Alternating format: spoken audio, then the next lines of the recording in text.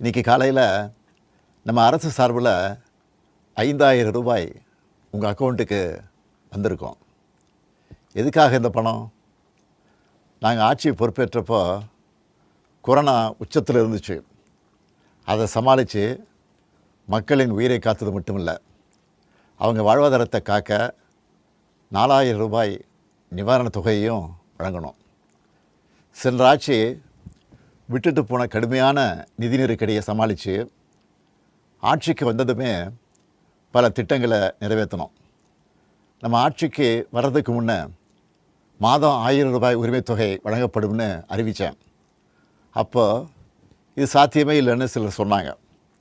ஆனாலும் நிதி நெருக்கடியை சமாளித்து ஒன்றிய அரசினுடைய ஓரவஞ்சனையை மீறி கடந்த 2023ஆம் ஆண்டு செப்டம்பர் மாதம் முதல் கலைஞர் மகளிர் உரிமை திட்டத்தை வெற்றிகரமாக செயல்படுத்திட்டு வரோம்.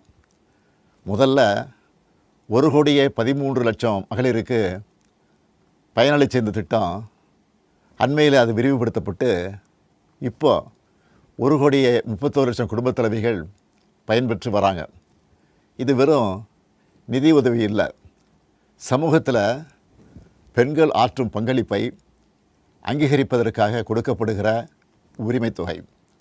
இந்த தொகையை வச்சு அன்றாட வீட்டு செலவுகள், குடும்பத்தில் ஏற்படும் மருத்துவ செலவுகள், குழந்தைகளுக்கான கல்வி செலவுகள் என பல அத்தியாவசிய செலவுகளை மகளிர் தாங்களே நிறைவு செய்ய இந்த திட்டம் வழிவகுத்துச்சு. அதனால தான் ஒவ்வொரு மாதமும் 15ஆம் தேதி என்பது ஒவ்வொரு குடும்பத் தலைவியும் ஆவலோடு எதிர்பார்க்கிற நாளாக அமைஞ்சிருக்கு. இவ்வளவு சிறப்பு வாய்ந்த இந்த திட்டத்தை மற்ற மாநிலங்களும் பின்பற்றி வராங்க.